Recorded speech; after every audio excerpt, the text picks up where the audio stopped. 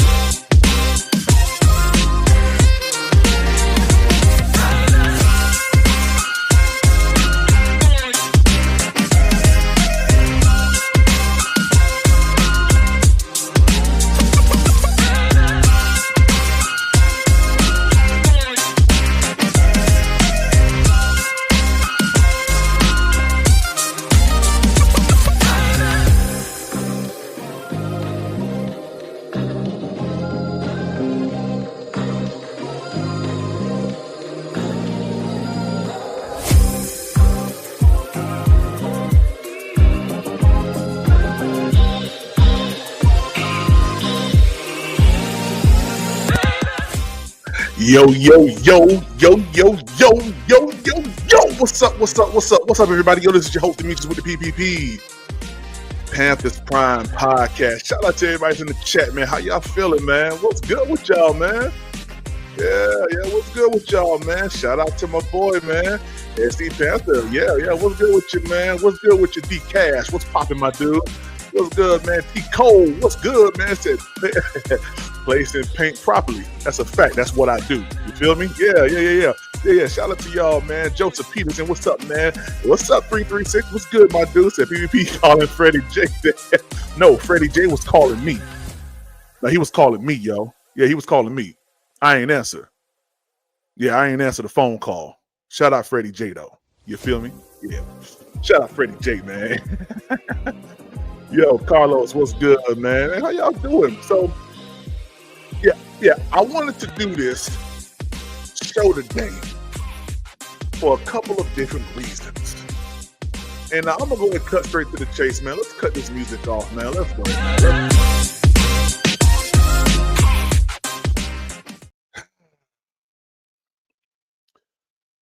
What's going on, y'all? First and foremost, I just want to let you all know. First and foremost, I want to let you all know. PPP is ungettable. That's number one. Okay? I just want y'all to know that. I haven't been live like this in a long time. You know, I don't show my face too much. Why? Because I don't need to. I done it. I done been there. I done it. So I'm gonna cut it off real quick. Just so you see me right now. I'm gonna cut it back on. Yeah, but you don't need to see me. Because my words are gonna say everything that needs to be said. So let me go to Coach PPP mode. Now listen, you niggas. Bryce Young. This for the niggas in the back. Yeah, Bryce Young is elite. He's talented, and I'm grateful to have him as my quarterback. I really am. I tremendously am just grateful to have Bryce Young as my quarterback. All right, I just wanted that to be known and just that to be said. I'm gonna turn the camera back on because I gotta dispel this rumor that has been circulating around the YouTube streets. I do not look nothing like Lee Hunter. I told y'all, my beard is tamed. Your boy's losing weight. And trust and believe, I'm about that action. So much so, I just wanted to show y'all, it's about 40 right here. It's a little light 40, People have been asking me, PPP, you say you do this, you say you do that. Yeah, this is a little light 40. This a little light 40. Easy curl action. You feel me? Just easy curl action. I got a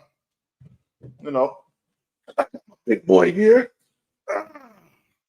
My big kettlebell here, big heavy joint here. Then I got a couple other things. I've been having a lot of y'all saying that your boy ain't doing what he said he's doing. Now, I'm not about to get down here and do no burpees, but just trust and believe. What I tell y'all is truth. Your boy's losing weight. Don't you ever call me Lee Hunter. You call me Coach PPP. You got me? Anyway, so let's go on, man. I just wanted to dispel that. Make sure y'all know who y'all talking to. Yeah, and never let that come out your mouth ever again. You punk niggas. All right? All right, so let's go on. Yeah, I had to let y'all know. He said PPP is gettable. No, sir. No, sir. I'm ungettable. Yeah, bro, proceed. Yes, sir. Who this is? He said, look at Lee Hunter. Welcome to the Panthers. You shut up. Yeah. Hey, my beard is tame, my brother. Yeah. It's a little bit of grays in here, but I'm tamed, my brother. Yeah. I'm tamed. Trust me. Trust and believe that. All right. He said first announcer to say what? Yeah, okay, I got you. D Cash, what's up, man? He said Wiley Hunter, yeah. All right, y'all keep tripping now. When I pull up on you and we get them Oklahoma drills going, y'all gonna know what time it is. Y'all gonna know what time it is. I'm just saying. All right, man. Shout out to the Panthers. They had a little bit of some cool sound bites today. I do want to run through those and just to kind of speed everybody up, give my position on it. I'm really enjoying this offseason so far. It's music to my ears right now, just what the Panthers are doing. We did hear from a couple people today, Taylor Moen, Chuba Hubbard, Jonathan Brooks. So I would like to start and just react to he said, yo, you gotta get a pie you gotta get a pick with him. No, I don't, sir. Yeah. He said the banks in the hey, listen, I'm the first content creator to implement this type of AI with my podcast. Yeah, you know what? Let me applaud myself. Yeah, let me applaud myself.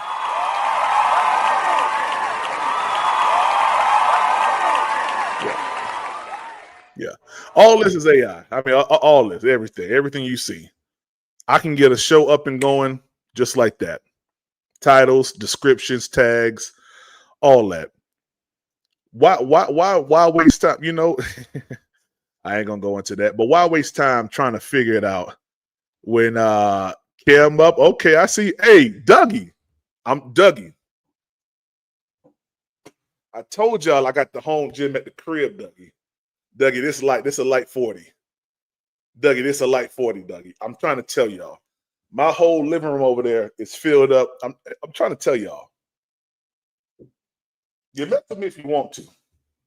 You pull up and you say Bryce ain't it. I'm knocking you dead in your mouth. I'm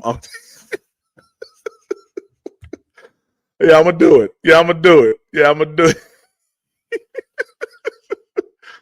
Oh man, hey y'all, 336 is going to come out with some pretty good information this week here. Me and him kind of talk behind the scenes. I did email you back 336, so I'll let 336 go ahead and let y'all know later on his own, you know, what we got cooking up. I'm excited about it. It's going to be actually amazing. I can't wait for it. I'm excited, yo. Yeah, I'm excited, man. He said I need that background. All you gotta do is talk to AI. That's all you gotta do. Just talk to AI. Said you saw my IG post. I did. Y'all, Dougie ain't nothing but neck and he ain't nothing but head and shoulders. I mean, Dougie looked like he like a clothes hanger. Like that. Dougie like a clothes hanger. All you see is head and shoulders. And it's a wide frame. Like he ain't got no definition to it. He like a box of Cheerios. Shout out to Dougie. Shout out to Dougie, man. He said, man, let me apply myself. Hey, who else gonna do it? If I don't apply myself, who else gonna do it, bro? Who else gonna do it, man? Plastic or metal PVP? Oh, this is I guess you can say it's plastic metal. I don't know. This ain't now the kettlebell I got, that's all iron. Kettlebell I got is all iron. Yeah, this is about 100-pound kettlebell. It's all iron. But the other ones, yeah, it's like plastic rubber. You can say that. But hey, the work is the work, baby. Lifting is lifting. So yeah, just whenever y'all say that's Lee Hunter, listen, I'm from Miami. I'm gonna keep it clean. I'm gonna keep it right. You feel me?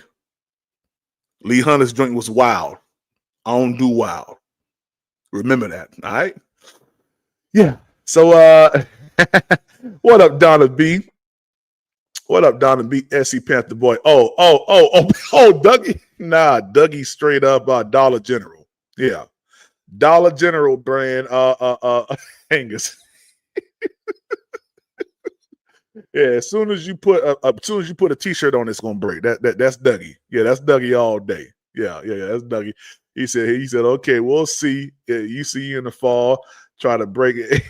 Hey, yeah, I tried to break C Dougie hand when I saw him, man. I try to take that brother arm off, man. All right, let's get into this. I want to get into this with Taylor Moton real quick. Y'all know we just drafted a couple offensive linemen, a center and a tackle, with the expectation that Taylor Moton's last year is upon us. So let's get into it, man. Let's react to this and let's go from there. I won't be here too long, but we're gonna have a good time. Let's do it. That's okay. It's Jeff Hawkins from Charlotte Post. How you doing, Taylor? Doing well, sir. Yourself? Hey, good. I was just wondering, how familiar are you with Rasheed Walker's game, and how has your early interactions been with your possible bookend? Initial interactions have been wonderful. He seems like a great guy. Excited to work with him this upcoming season. So I'm really excited about getting out there on the field and getting to work with him and just continue to get better. And we're gonna help each other out, feeding off each other, all that good stuff. So. Have you ever had did you know him before? Have you ever worked with him or been in any camps with him before or anything like that? No camps or anything like that. Obviously, I've known of him. Saw a little bit of film last year. So, but ultimately, this is really our first time getting to know each other. But it's been great so far and excited about the future. So. And are you ready to start mentoring the rookie? Yeah, I'm excited to meet him. Excited for him to get in the building. Heard tremendous things about him. So, yeah, I'm excited about him and what he can bring to the room. So, you know, I think Taylor Moton is at that point right now where he's like, yeah, this is it for me right here, man. And I don't think I don't think that anything will kind of change that. I think that he will, he'll go out. This is his last rodeo. Hey, let's take him out on a Super Bowl, man. Let's give him that at least. Hey, thanks. Good luck this year. Thank you. Mike K, followed by Mike Solarte. Hey, Taylor, how you doing? Hey, doing well. Good to see you. Yeah, great to see you. What is your approach to mentorship? You've kind of had the opportunity to mentor quite a few guys. What do you do when guys first come in? What is your overarching philosophy on mentoring? What's your process? Well, I'll go back to when I was a rookie. The thing that helped me out the most was just sitting back and observing how the older guys worked, right? So I had the all-pro Darrell Williams ahead of me, and, I just wanted to see how he attacked the film, how he attacked practice, all the extra things he did after, all his attention to detail. So, the biggest thing is just doing things the right way and, hoping they're paying attention to that and letting them know, if you have any questions or any concerns or asking about how you do this or that, I'm always here for you. I'm always here to support, help you, get to where you want to get to, and whatever you can do to help this team, I want to be there for you. So, and ultimately, if I see something where I think I can help, I go along with that. But, ultimately, I think it just starts with taking care of your own business and doing things the right way. And, so that way you just show how, like people showed me how things are supposed to be done. I feel like that's what I work to do for the younger guys as well. I mean, entering year 10, you've worked with a lot of different coaches, but the fact that this entire coaching staff is being retained on offense through year 3, how much does that benefit you and your playing style, but also you're working with Robert to your left? Yeah, it's been wonderful. I love the coaching staff. I think they do a tremendous job. Working with Joe and Goody every day, it's been awesome. And we can just continue to take those next steps. There's no having to start from the beginning and having to, reteach everything from the ground up. Like we just continue to build on what we had last year, right? And then the year before that. So we can just continue to take those steps and continue to fine tune. And same thing with playing next to Rob, so tremendous guard, and excited to be playing next to him this year as well.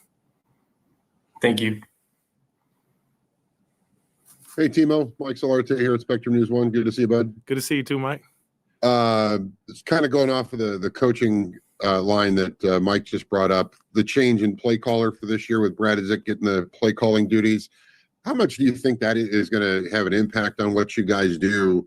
Because basically it seems like since Brad and Coach Canales got here, they've really been essentially kind of joined at the hip with how they've kind of built and constructed the offense. Well, to me, that's all above me. I have the full faith in whoever is calling the plays, or however it shakes out right. At the end of the day, Bryce comes in, tells us what the play is, and I just execute that play the best of my ability to give our offense the best chance, right? And that to me is on, that will never change. So ultimately, I'm just listening to what the quarterback's play is, and if it's protecting the quarterback, it's that. If it's open the hole for running back, it's that, or whatever it is. And however it shakes, I was calling it. That's not my jurisdiction, right? Mine is, doing my job as an offensive lineman. So.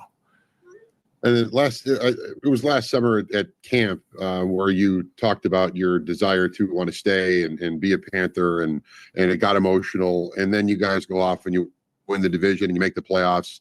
Is this kind of, are you feel like you're as a group approaching the spot you envisioned and wanted to be with this organization now as a group, not just yourself, but as you guys are making that climb? Well, winning games is always fun, right? But, I work to have that what's next mentality. So we're looking into this 2026 season and continue to build on what we did last year. And that's, right, continue to win more and more games, seeing what I can do to help this offense put up more points, put us in a better position to win more and more often. So that's what I'm looking forward to, the 2026 season. And I'm excited, and it's an honor to put the jersey on for another year. So I'm excited about it.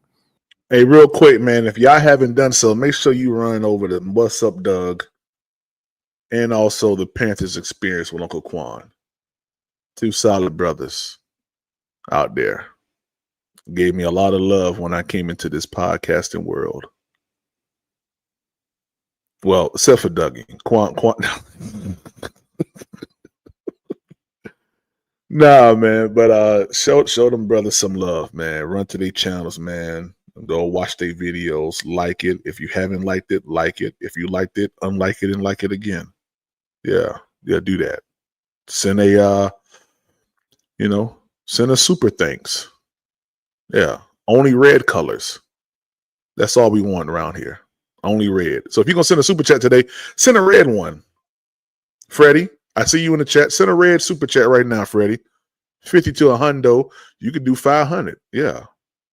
Go ahead and send it. Appreciate you. And that last answer should allay the concerns of the comments under the Panthers X page where they were carrying this live. People saying, "Please don't retire, talking about you. So, I mean, Mike said you're entering year 10 for you.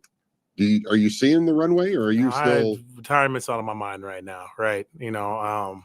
Ultimately, I feel great running around with all the guys, the young guys, right? Whatever it is, but I'm feeling young. I'm feeling like I'm moving well, and I'm feeling like I'm shooting. Right now, I'm still in my prime, right? I don't feel like I'm slowing down. So ultimately, every year I come in, I work to have my best season yet, and that's not changing going into year 10.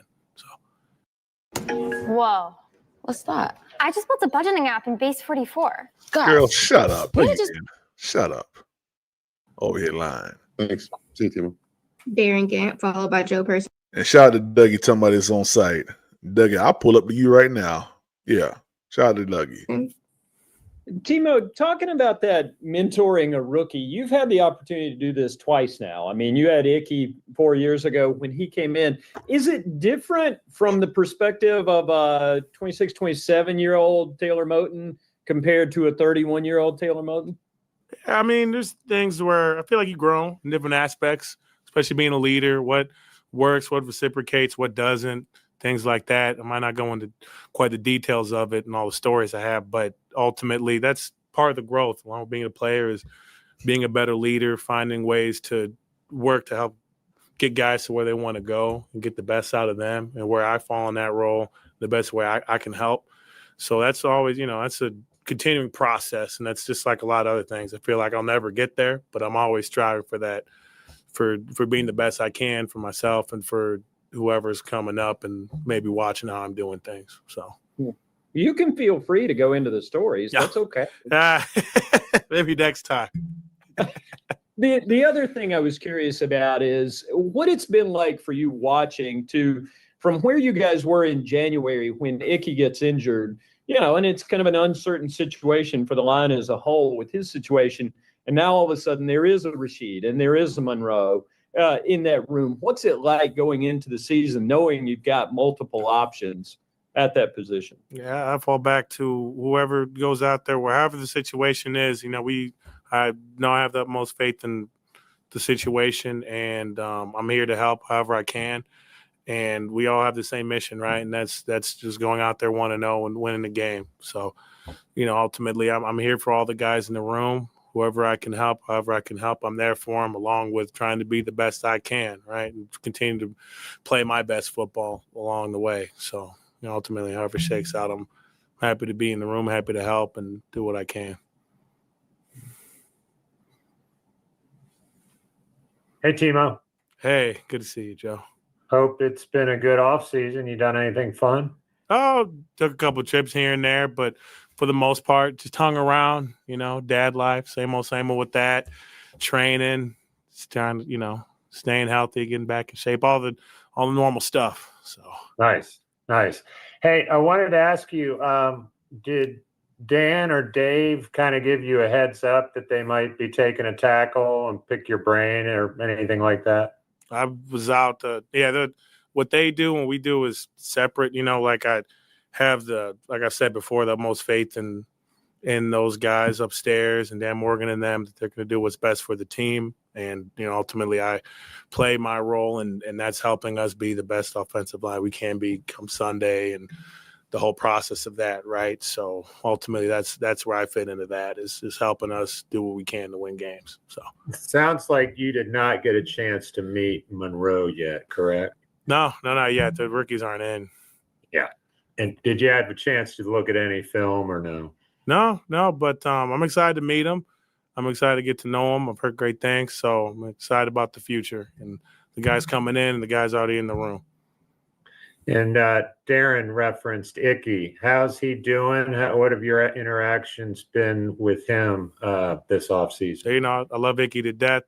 I can't speak on the timeline. You got to talk to him about that. But, he's a guy that works day in and day out, and that's just the kind of guy he is. But, where he's at, I can't speak on that. So I can only speak. No, I wasn't asking. I wasn't asking about the timeline. I just wonder how he's doing, from mindset wise as he goes through this. He's a good. Icky's a great guy, and I know he's always got the headspace needs to be to be the best he can. Just like that's where he's been. He's been the guy that I have to be working with every day. I love him to death, so I'm always here for him. Thanks, Timo. Yeah, no doubt. Our last two questions will be from Cass, followed by Steve Reed. Hey, Timo, how's it going? Good to see you. You too. Canales talked about his his mission for Bryce this offseason was to tighten up that window between breaking the huddle and the snapping the ball. Like, from your experience, how long does it take a quarterback to kind of master that window? And what can you do to help him during that time with all that pre-snap stuff? Yeah, I don't know the window time, but I do understand that a lot of that tempo can help with starting up front, getting in and out the huddle. And, we all preach about a sense of urgency. If you've ever dreamed of owning an apartment complex and you live near one of these cities, then you've got to see the same ad that I saw 3 years ago. Yeah. Shut up.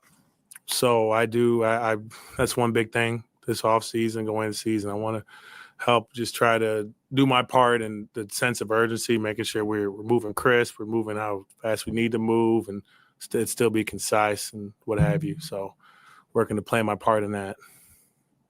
Awesome. Thank you. Mm-hmm. Timo, Steve Reed from the AP. How you doing?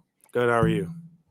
Good, man. I want to follow up on Mike's question. I mean, you talked about being in your prime, and last summer, you talked, I think, about being rejuvenated and feeling like, you just, had a bright, long future ahead of you. But do you ever think about how long you want to play? I mean, 40, 45? What do you want?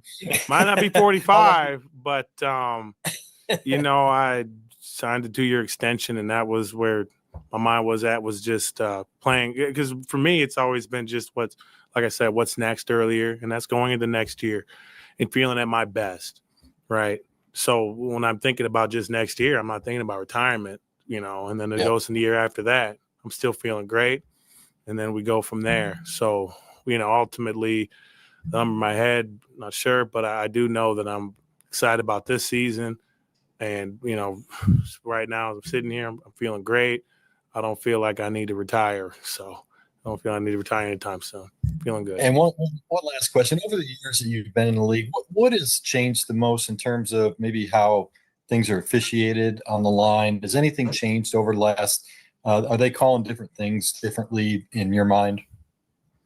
There's been points of emphasis, that have changed over the years. The big thing I would say is us breaking the line of scrimmage, like where we have to line up our helmets to the center's waistline so we're not too far back. That's probably the biggest thing. So they weren't officiating it that tight when I first got in the league, but that's become a point of emphasis the past few years. That's the big thing. And then they go back and forth over if they're going to emphasize holds or if they're going to emphasize what a hold is, things like that.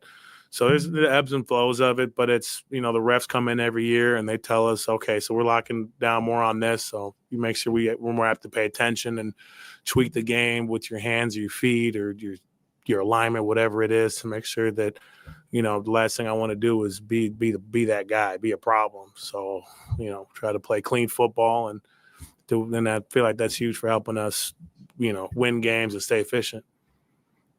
Thank you, sir. All right, Timo, that's all the questions we have for you today. Thanks for taking the time. Appreciate it. All right, shout out to Taylor Moten. Shout out to Taylor Moten, man. I'm gonna get one more interview in here, which is going to be Jonathan Brooks. We'll go right into his, and I'll do Chuba another day, just to go ahead and move Chevy it along. Silverado It is HD late. with available Duramax So diesel. here we go with Thanks for Jonathan taking Brooks. the time to talk to us. Yes, ma'am. All right, we'll kick things off with Mike K, followed by Sheena Quick. Hey, Jonathan, how you doing? I'm doing good. How are you? Good.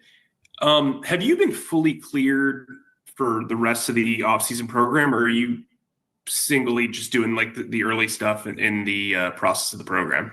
Yes, sir. I've been cleared by my surgeon. Denny and the training staff and the coaches have a plan for me, and just going off of what they tell me to do, and just taking it how it is. Just getting better every day still. Yeah, I am cleared though. We'd be at a practice in like late December, early January, and you were running pretty quickly. Like how good do you feel? How confident do you feel with the way you're cutting, the ability to kind of move in space, just in general with your What up, driver? Give me about how long is this interview? I ain't gonna watch the whole thing. Give me a little bit, about 5 more minutes. I'm gonna drop that link. Yeah, recovery? I'm gonna drop it. I think I feel good. I think like I said, the training staff had me on a great plan, to where I could get to where I am right now, feeling 100%. And like feels good getting back to the football movements. Obviously, it's something that obviously I have to work on. But yeah, I feel close to 100%. I'm getting there, still just going with the plan that they have for me. Last year, they brought in Rico, they brought in Trevor because you were going to miss the entire season. This year, they didn't draft a running back. They did bring in AJ. But what does that say about their confidence and their comfort in your situation as well as Trevor's, you think? I wouldn't necessarily say it's just out of me and Trevor. I think it's the confidence as a room in general. I mean, you got Chuba, who's a great back. You got AJ Dillon, who obviously is a good back. Myself and Trevor, and then Trail and Trey. I feel like we have a good room, and they have confidence in us. That doesn't just speak volume to the confidence they have in me. I think as a room in general, they're confident in what we can do, and that just is a test of how we work in the off season and how we work during the season. Thank you. Hi, Jonathan. Hey, how are you? I'm good. How are you? I'm great. Well, for starters, congratulations on your baptism. I saw that you're welcome. You and Princely made that decision. Can you share with us kind of how you led to that decision? And also to expound upon that, we saw that Chuba was there. You guys you kind of deepened your relationship physically, like working out, as far as, just on a personal standpoint. Can you just kind of share some insight with us on how you came to the decision to get baptized and a little bit about you and Chuba's relationship? Right. I think ultimately for me, I said it in my testimony after baptism, it's just like my whole life I've known God and I've tried to follow him, but I didn't live accordingly. And I used to use the excuse of being around the locker room my whole football career, whether it's high school, college, or NFL, like, oh, I'm around people who cuss and do all this. And I kept trying to, I guess, put the blame on others in a sense. And in reality, I just needed to check myself. And I've been through a lot in my life. I lost my father. I've torn my ACL twice. Every single time I've reverted back to my faith. And for me, my baptism was that was a recommitment of my faith to not only change myself, but to, like, from that day forward, stop making excuses for my surroundings, to better myself, to deepen my faith. And then just to have my family there, and Chuba, obviously, don't let him hear this, but he's been a good, I call him big brother, because he's older and he's been in the league. He's been a good vet, a good role model, mentor for me. He's really took me under his wing. He's pushed me to be my best every day this offseason. We hang out all the time, whether that's in a building, outside of the building, and he's just a really good dude, and he also is really big in his faith. So we push each other as far as that. We push each other in our faith and as we work out this offseason. So that meant. Shout out to Chuba. Shout out to Jonathan Brooks for doing that, obeying X238. Let's go. It's a lot that he was there. And also Tommy Trimble was there as well. Thank you. And congrats again. Thank you. We'll go with Cass, followed by Alex Zitlow. Hey, JB, how's it going? It's going good. How are you? Doing good. Curious, like how you as you're going through this process of getting back on the field, and I know you said you've been cleared, but how do you simulate football until you can kind of get back on the field and really take a hit?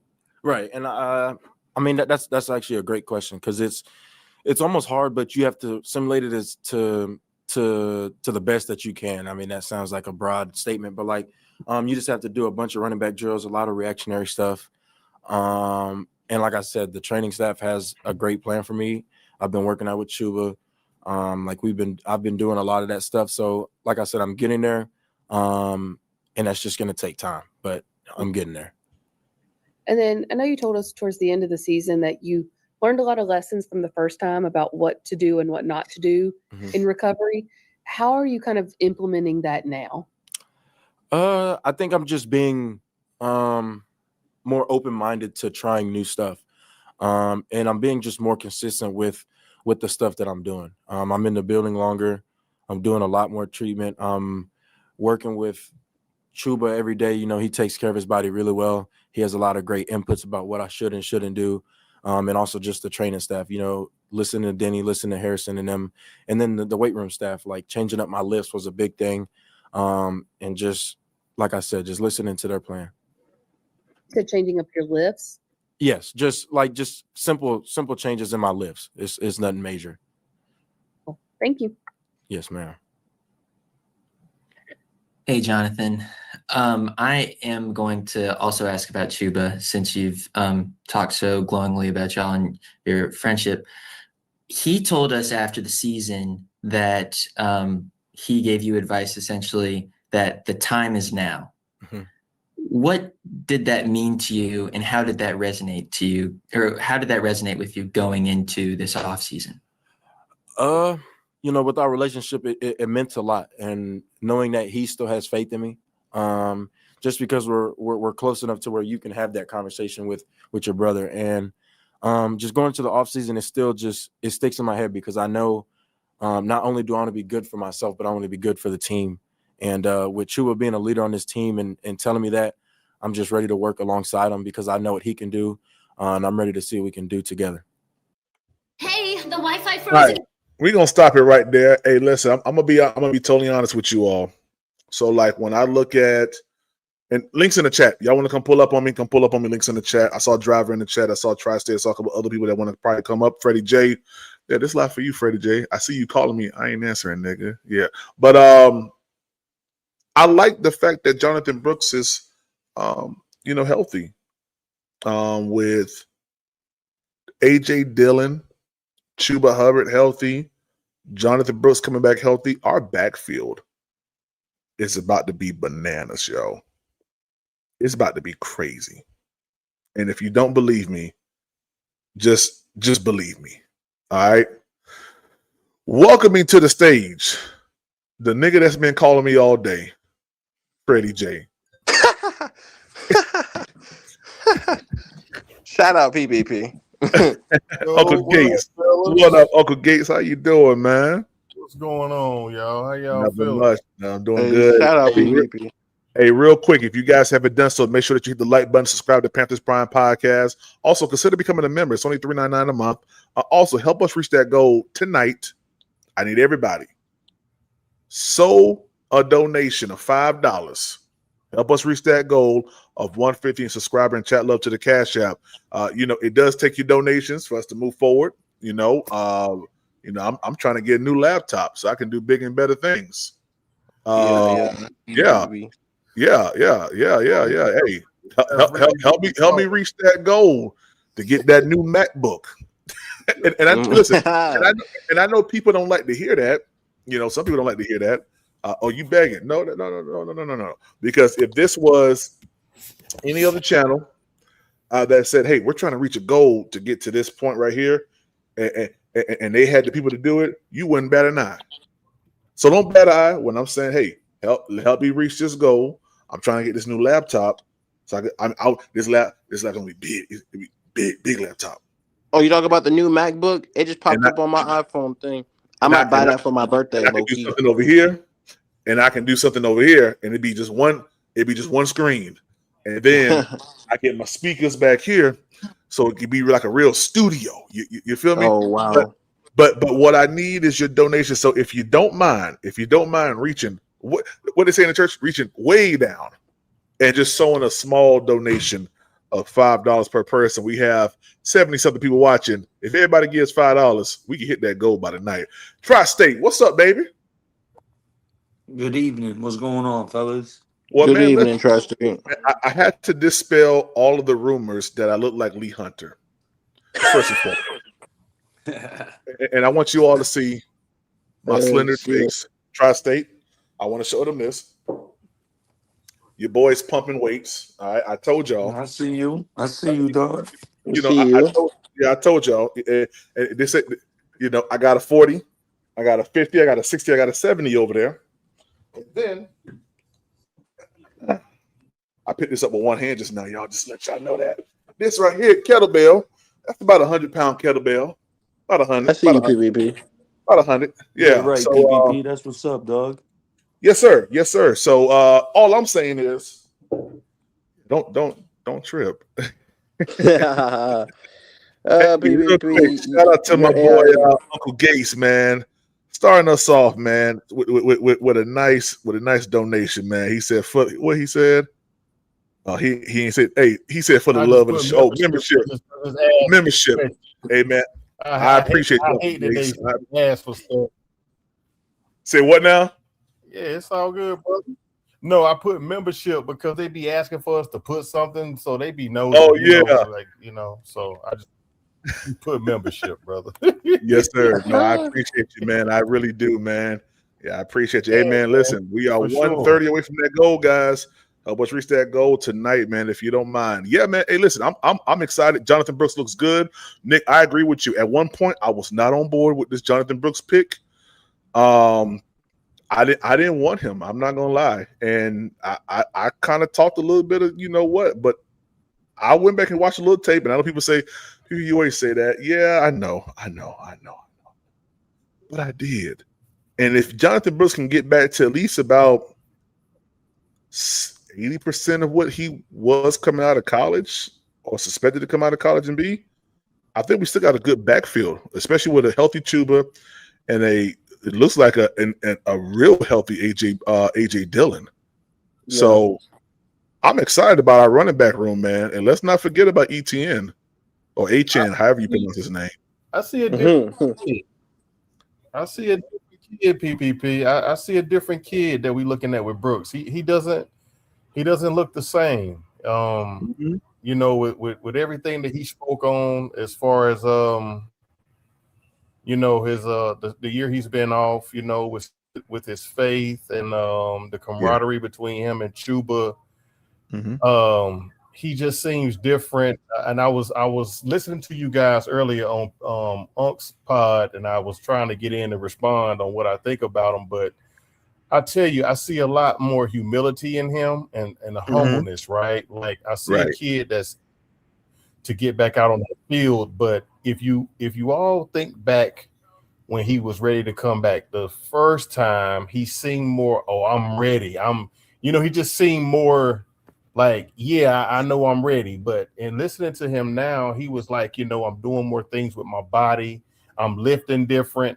I don't think that he took this as serious, and a lot of times people don't want to put faith in things, but I'm a God-fearing man myself. I know I'm out here sinning, doing what I do, but at the same time, there is a difference that comes over you when you realize something can be snatched away from you. And that's what I'm hearing with this young man right now. You know what I'm saying? I think he's going to be ready. I think he was serious, about his craft, and I believe he's really been working, man. And I'm praying. I'm hoping that the kid come out and hush all the naysayers, man. But he has a different look in his eye, man. He looks like he's ready to go, but it's the humbleness about him that's not letting him kind of jump for joy right now. He's just look, I think I'm ready. Like I don't want to say I am, and then something happen, but I think I am. So that's my take. I got high hopes. I got high hopes for Brooks this year. I got super high hopes for Brooks this year. me personally, I'd be disappointed if he's not the feature back by like mid-October, by like Yeah. week 6. I So expect him to be the feature back by then. Hey, I hold on think right some quick of for me, Freddie. Hold on right quick for me, Freddie. Hey, shout out to Tony, man, for that cash app, man. Said just showing love to you, bro. I appreciate that, man. And shout out to my boy B Amos, man, for that cash app. Guys, we are where we at? We are let's see here. It's another 20. So we 109 away from our goal of about 150 and subscribe and chat love to the cash app, man. So appreciate you. Thank you so much. Really do appreciate it. Freddie, go ahead, my brother. what I was gonna say is that explosiveness that you saw on tape PPP. If we can get like 75% of that, I think that will help the We're offense getting with Bryce 100 Young of as it. well.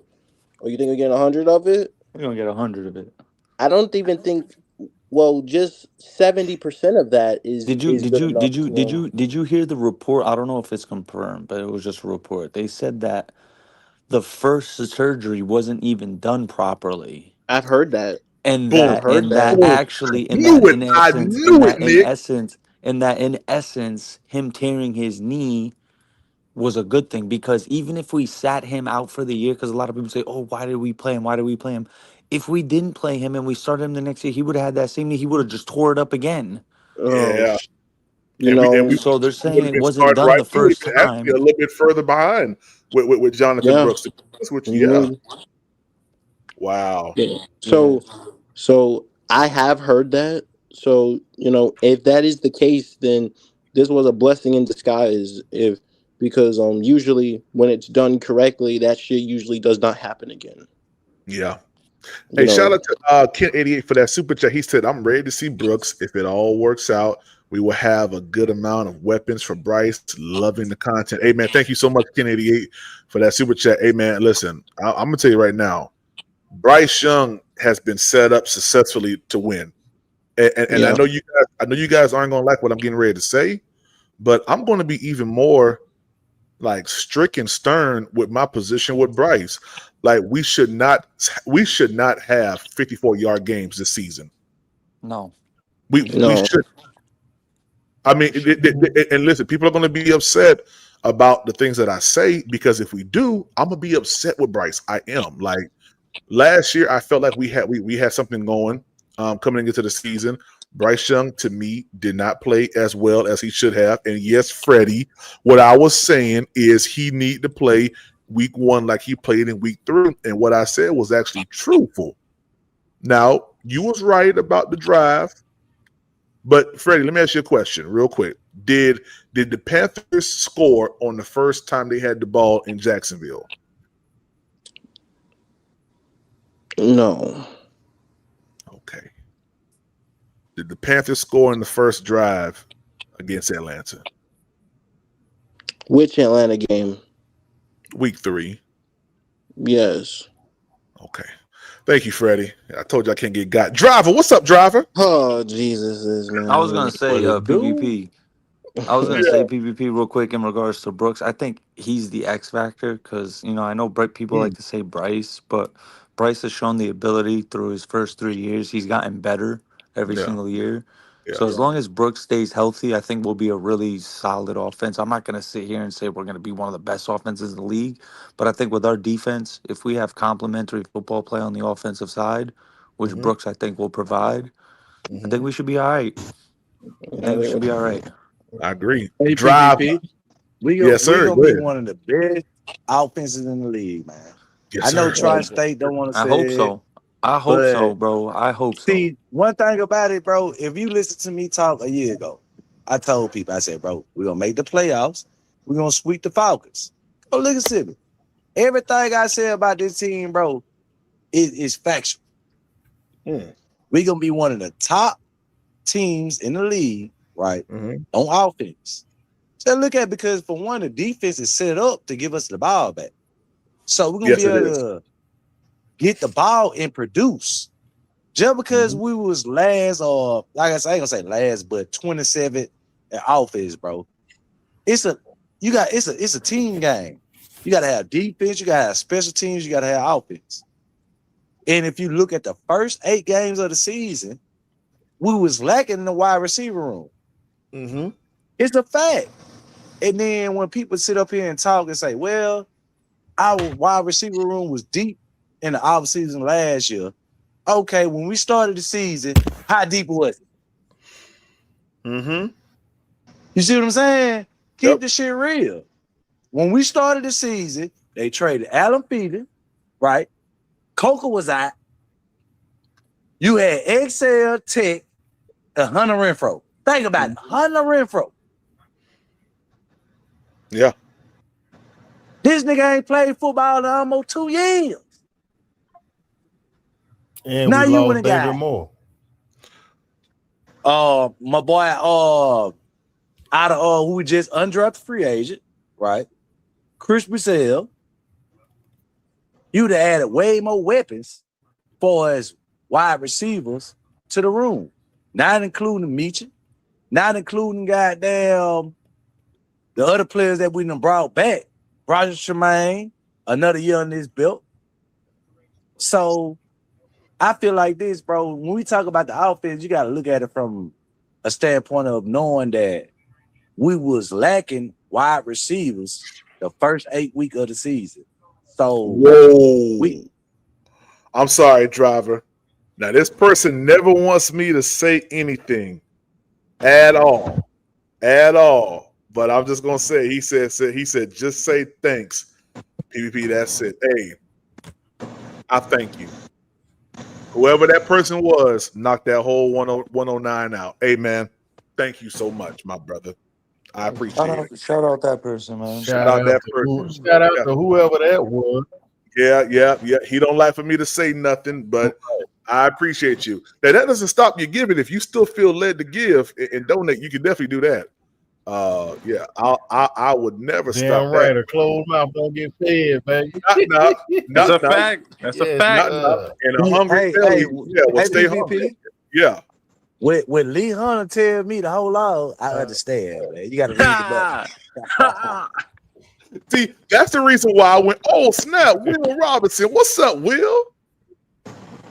Hey, what's up, fellas? Hey, I'm doing good. Driver, that's the reason why I went live today. Look, it had the camera on. Look at my beard. You Lee Hunter, bro. Stop playing, bro. But look, PvP, look at PvP. If he throw a hat on, in them shades, No, you know, cousins. hey, PvP name is Kawan Hunter.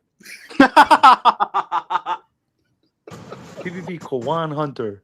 I can't. Oh, he mixed with K1 and Lee Hunter. He a mix of K1 and Lee Hunter. He got a salt and pepper beard, so it honestly can't be Lee Hunter. That's the cooler. That's the cooler right there. I don't like y'all, man. It's like, hey, listen, PvP, I told check y'all, your phone. man. Is it what's up, possible to pull that? Is it possible to put that picture up? Because what Driver's point is a discussion we can go off that, because he's absolutely right with no wide receiver. Oh yeah. I see what you just put. Hold on, let me see how I can do. Can you send it to me? Can you send it to me in X? Yeah, that'd be a whole lot easier for me to pull it up in X. Nah, Bryce supposed to put everything on his back. He ain't supposed to have no damn receivers or nothing. He's supposed to just put it on his back. That is not how shit works. Hey, Bryce Young's not supposed to have no wide receivers, offensive line, a running game, nothing. Right. He's supposed to have anything. Nothing. Hey, yo. What was this, bro? You got PvP, let me know when you're gonna pull that up. Right, it's like a half cup full. You got people who sit around here and say that Bryce is not elevated the wide receivers, but he elevated Coca. He elevated goddamn T-back to third extent. It's wicked. Think about it. Hey, driver, your audio going in and out, driver. He sounds like a Decepticon. Hey, but to Driver's point, I mean, we really glossed over the fact that we had the offensive rookie of the year and he's a receiver. Like people really gloss over that. You know what I'm saying? He wasn't throwing the ball to himself. You know what I'm saying? So I don't know. It's crazy. Driver's right as far as early on in the season, Coker not being out there, XL not making the strides we needed. I have all 22, and I do some deep diving stuff, and I saw something week 4, Here we go. only Tet's 4th game into the season, and you see the effect he had, and us not having look at the bottom of your screen. That's Ted McMillan. Look what they're doing to him. Look You how talking they're about right here, treating him. right? Yeah. Look, and they got the same. Look where this. Jesus. Look at that. Wow. You know Look what at that. that? You know what that signifies? That signifies they're not worried about no one but Ted McMillan. Right. They're treating him like prime Randy Moss. Look Yeah. at that. That's Yeah. insane. We That's got wild. 3 wide receivers at the top of the screen. The They're treating it like defensive it's nothing. coordinator basically said, the coordinator said, take him out, and Bryce ain't got nobody else to throw to. That's what they Because said. Exactly. basically, Facts. in layman's terms, Facts. you see what I'm they saying? have one superstar. They have one superstar, and everybody else is a bunch of mid. We get rid of the superstar, it's game over. Facts. He said he did not elevate separation no off receivers. yeah. Can I respond to the elevate of receivers point? It Yeah, works go ahead. hand in hand. It works hand in hand. If the receivers aren't willing, if the receivers are doing stupid shit, which we watch all 22 sometimes, motherfuckers running the wrong route, or they're not clearing out correctly, and these niggas bump into each other. How many times have we seen that shit happen? Oh, a Where lot. these motherfuckers aren't on the same page, or Bryce Young trying to get these motherfuckers set and shit, and these motherfuckers not knowing where to go and all this other stuff. We've seen that happen countless times. So it works hand in hand. The receiver makes the quarterback look good, and and he's supposed to make them look good. If one is off, it's both going to be off. It works hand in hand. We've seen that multiple times. So, Hey, PPP. No wonder our offense couldn't do jack shit the first half of the season. look at this shit. Stupid shit.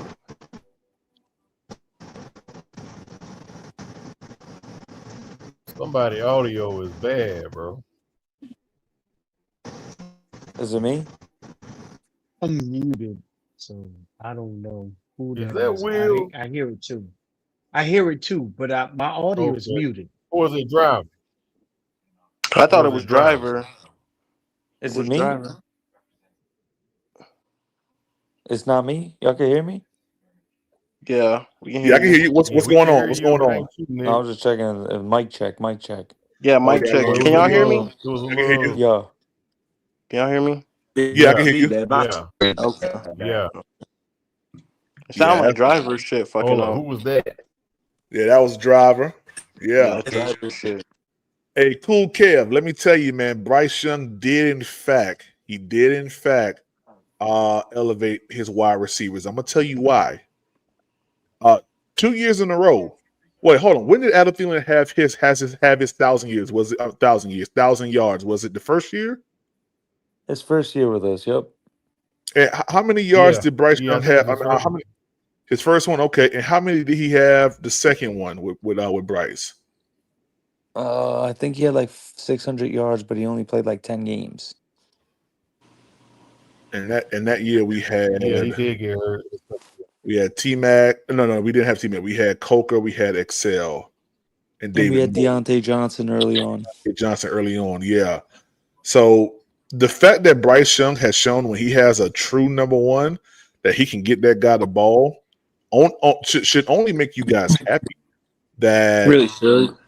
That we're actually moving in the direction to have formidable pass catching wide receivers that can go out there and make a play for Bryce. I know people are saying that all the majority of his yards were yak yards in that Atlanta game, but I mean, wouldn't you want your wide receivers to turn up field and for the quarterback to place the ball in the position where they can make do that? yards? Yeah, So PPP. Can I yes, say sir. this? Yes, sir.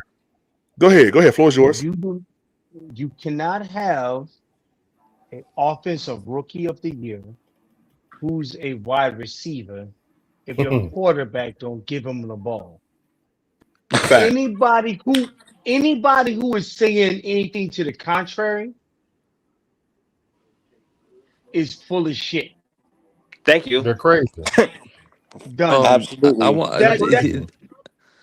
a Ted McMillan stat that is staggering is he had 70 catches on the season, and 57 of them were for a first down. So that means I just did the math. That's 81% of his catches. He was moving the chains. Didn't he average 14 yards a catch? It was like Something 14, like 15 that. yards a catch. It's The like 81% of his receptions on the season ended up in moving the chains. Yeah, I don't. Yeah, so And Nick, That's elite basically, shit right mind there. you, and That's mind elite you, shit right there. and It is. mind y'all, real quick, the man said he was playing undersized. He wasn't even playing at his regular weight. He felt like he wasn't at his full strength by 10 to 15 I pounds. wasn't gonna This even say guy, that. come on. that's impressive. That's not fair, by the way, because if You know what I'm he was saying? 220 and he's doing that shit, man, stop it. Y'all got to stop it. We about to have a monster. I don't. Hey, excuse me, ladies. I'm working with a monster, ladies. I'm working with a monster. That nigga was stupid. But real shit. It's like Bryce finally has you want to talk about talent. This might be the most talented offense that Bryce has ever had in Carolina. Oh yeah. By far, bro. Can I talk about CB2 for a second? Oh yeah, go ahead. So CB2 is so necessary for two reasons. One, the number 2 and number 3 in this wide receiver room need to understand that they need to elevate or move out the way. Facts. It does not matter the name of 2 or 3. Nope. That's what needs to happen. That's a So CB2, Coca, and XL are battling for 2 and 3. We are we are in a tactical position of a winner. Yeah, pretty much. So some people think that because I'm an XL homer, because I'm a cape for XL because I'm rooting for him. Said 800 yards though, Will. No, I just said that I'm rooting for him. Yeah. That does not mean rooting for XL does not excerpt rooting for the Carolina Panthers. Yeah, fair. I expect him to fucking elevate so he can be a Panther. If he doesn't, he gone. Exactly. So when people be like, you a Panther, you a Panther fan. So PPP. I say all that to say this. Know that we are in a position to have a true number 1 and number 2 on our offense. Oh man. If I want it to be XL, but if it's not XL, I understand. Yeah, makes sense. You got some work to do. And you know what, Will? I just want people to understand and realize this. I'm not hating on Xavier Legette. I'm just looking You said at praise God. You did say praise God. You did say praise God because you can't say that now. You no.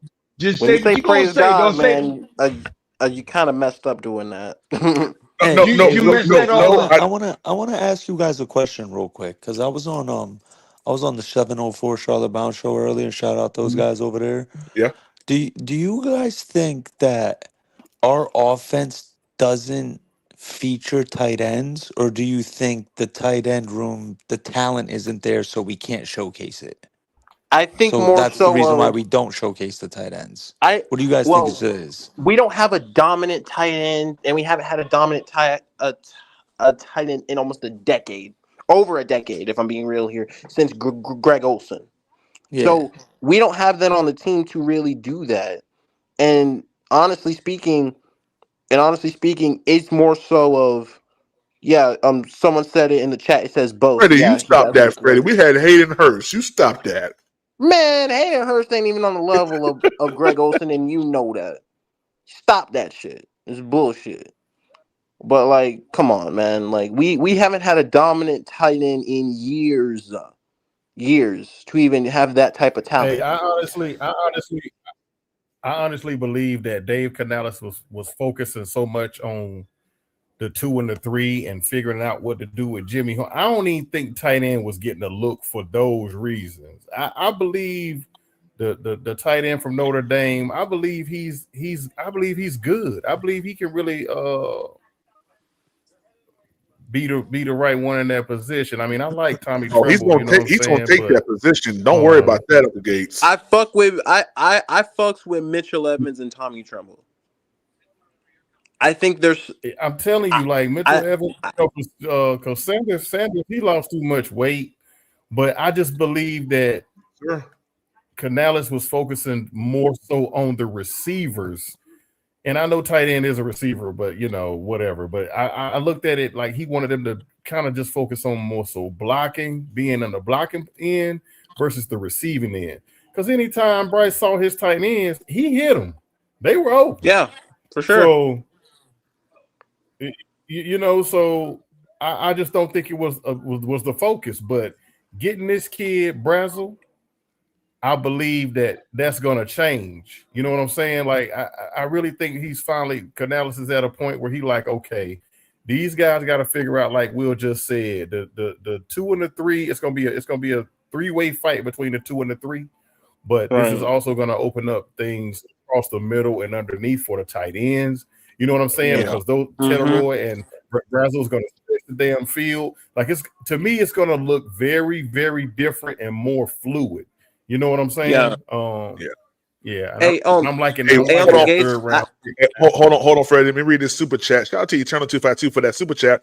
He said, "We need to win a Super Bowl. Everyone is expendable. Bring in anyone who can help get us a bowl. Nobody is safe, quarterback included. BOA will have confetti falling." Hey, listen, I'm with you, and that's why I'm of the mind. And normally says, "PPP, you too cold. Like you don't have no what's the word? Like, okay, when it comes down to football, and I understand the business aspect, I don't have any friends in this industry. It's about production. Yeah, you do. Yeah, you do. Who's my friend, Will? I'm your friend. We your friend. Okay, Will. You always on live all the time. No. Okay, Will. I've got no friend in this industry. Will, Sir, stop it. Will, what I mean is this. If I'm an owner of an NFL team, I don't have any friends, or should I say allegiance to a player, to the point where I'm placing my team in detrimental positions in order to In other words, you're an unbiased reporter. Got it. In other words, Excel would have been on the trade block during the draft. Exactly. According to PPP. Sir, who's that besmirching Excel? Who the fuck is that? No, relax, Will. Relax. I like Excel, but I'm going. No, with PPP. no. He would have been. You need a solid. Sir, Excel you would need have a been on the solid trade spanking. block, bro. You need a solid spanking. I rock with Excel. Okay, but I'm gonna tell you something about Excel. So let me ask you a question. Me and you got in it. Hold on, Will. Okay, I'll let you. Excel when you thought I was trying to talk some trash about him, but I was really saying, like, I like Excel, right? But I just don't right now. He's big, he's strong, he's physical. I just don't think that he has the mental fortitude, right? And even in bringing in Brazel, I think this is gonna fuck with him. I really do. I just do. So can I ask you? Let me ask you a question. Regardless of the player, I don't care about the player. So at pick 32, the Carolina selected at pick 32. Even I don't care what Dan Morgan said, because Dan Morgan said that he basically got a free pick. He moved up one position, got a free pick because what's the name of the team? The Bills. The Bills, because Dan Morgan said the Bills basically gave him a free. The Bills gave him a free move. Okay. I don't care about the Bills that. Didn't I'm talking. so he took. You know what? So I don't care about that piece. So I just want to make sure I clear that out. Okay. At pick 32, gotcha. That's what we invested in Xavier Legette. He has shown flashes in the NFL. I know that it's not the flashes that we wanted, but and I'm using we as a nebulous term so that I'm talking about both me, you, the population in general. Okay, so I've selected my 32 pick on this dude. So if I was to go to this year's draft, my 32 pick that have shown certain flashes, catching touchdowns, catching key passes, dropping balls, all these other things, and I have 2 years of solid analysis on this player. So much analysis that no other NFL team has, is just me. Carolina Panther have, so I know what the fuck the price is. What's the price that I'm willing to give up for that player? I don't care if his name is Xavier Legette or fucking Bozo the Clown. When y'all sit up here and say, I'm giving up an asset for this is not Madden. Xavier Legette is a prize commodity. Can you tell me this, Will? Hold on, PPP. The Atlanta Falcons would give a fucking pick for that kid right now. Okay, that's fine. Okay. All right, I'm done. But okay, let me ask you this question. How much did Jonathan Mingo go for, sir? Who? How much did Jonathan Mingo go for? I don't even know who you're talking about. Jonathan Mingo. You remember Jonathan Mingo? Jay Mingo went for a 4th round pick because granddaddy fucking cowboy is an idiot. Okay, no. I don't care who it was. Okay. He went for a 4th. Okay. Jonathan Mingo did not produce enough production to be a 4th. Period. So I know you saying this about this huge commodity that he is. He hasn't produced anything. He hasn't done anything. I never said he did. You're making it seem like I said he produced. No, sir. It's about Hold on. That's not what I said. That's not what I said. That's not what I said. Hold on. I didn't say you said it.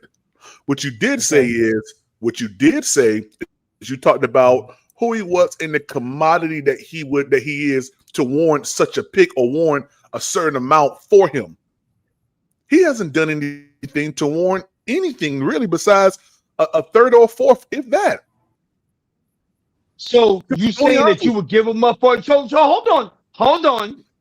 Mm-hmm. So you're saying that you would give him up for a bag of potato chips? I'll give him up because for me. I will give. Let me ask you this question. No. Hold on, PPP. Hold on, PPP. I didn't finish the question. Mm-hmm. You would give him up for a bag of potato chips because you bought low and sold high on a junk bond. So that means that everything in the world is a fucking junk bond. Will, let me tell you this, man. I will give that nigga up. No. I would give that nigga up for a big Kit Kat right now. You know what? And you sound. So let me ask you a question. If the big Kit Kat that you bought cost $10,000, you would sell that big cat for $50? If it means me going ahead and moving You know forward with what? my That organization, sounds fucking stupid. It sounds stupid. It's not a sound decision. So you bought a kid. No, hold on. You bought a Kit Kat for $10,000. Mm-hmm. And because you frustrated, you gonna sell a Kit Kat for $50. That's the dumbest shit known to mankind. Hey, let me ask you a question. What round did we get Jonathan Mingo in? I don't give a fuck about Jonathan Mingo. That has nothing to do with the price of tea in China. Sir, I'm talking, no. I don't give a fuck. I don't know. I don't care what you I don't give. give a fuck. Second round, third round, fifth round, I don't care. What round? I don't care. I do not care. Okay. What round did we draft Jonathan Mingo in, sir? Second round. I don't remember PPP. I don't know if it was the second or the third. It was the second round. Second round we drafted. And what pick was that, Will? Do you remember? Was it 40? I think it would have been the 8th pick in the second round. Or the third 40. pick or the 9th pick. It would have been the 8th or the 9th pick in the second round. How far away from that was Xavier Leggett's pick, sir? So he would have been 5. Well, he would have been 8 to 10 picks from that spot. I'm gonna ask you one last question. Is Jonathan Mingo's production, or is Xavier Leggett's production anything close, similar, a little bit better, a little bit worse than Jonathan Mingo's? Way better than Jonathan Mingo's fucking production. By how much? By how much? By at least 200%. Okay. What touchdown did Jonathan Mingo catch? Okay. I'll wait. Okay. So what I'm trying to explain to you, those are two separate things altogether. What I am talking about is this asset. This asset. Now, what I'm explaining to you is this. Let's just throw this out there. Mm-hmm. I'm just throwing it out there and I don't know if this is true or not, or if this will happen or not. I'm just throwing it out there. Mm-hmm. Let's say that Xavier Leggett, 800 yards, 7 touchdowns. Well, 800 yards, 5 touchdowns. What would a team give up to have that? A second rounder at least. Hold on. Huh? Say what? A second rounder at least. Maybe 2. At least a second rounder. So right now, hold on. Hold on, Will. I gotta say this. Now you said that Jonathan Brooks or that Xavier Leggett. I didn't say nothing about Brooks. I mean Jonathan Mingo. You said Jonathan Mingo, or no, you said Xavier Leggett was 200 times better than Mingo. It's 200%. You know how many yards Jonathan Mingo had in year 1? You know what? So let me answer this question for you. I already did this work. I already did this work before you even did all this work. So if you're trying to say percentages of yards and not yards and all this other shit, that's not what I mean by 200%. So I already did that work because I had prepared myself for this conversation with you. So you sound like a madman. So it's not about the 100%, 200% on yard percentage. God. I did not say yard percentages. I just want to make sure we'll. I know you did. Will, before you even think, hey, you got because you know what? Because a simple Simon will only equate. Hold on. A simple Simon only equates yards versus yards. Will, that's as simple as. Will, let me ask you a question. Mm-hmm. Yeah. Mm-hmm. How many yards did Xavier Leggett have in his first year? I don't give a fuck. I don't know, and I don't give a fuck. I thought you did the homework already, though. But if you know what, I can look it up. I'm not sitting up here with the numbers in front of me because you done Google some shit. 497. Will. Okay, And that's the number. And Jonathan Mingo had 418. So that was year one. Mm-hmm. So you know what? So what I was explaining to you was this. And hold on, and Will, Yo, and how hold much? on, time out. Okay, real quick, Freddie. How many yards did Xavier Legette have in his second year? 363. Okay, you go ahead, Will. I'm sorry. Yeah. So do your number shit because that makes you feel special. So all I'm gonna say is this. When you sit up and you do the analysis, how much impact does a player have on the game versus a player who's not in the game? So what I would say to you is this. Xavier Legette is more of an impact to the Panthers offense than Jonathan Mingo is to the Panthers offense today.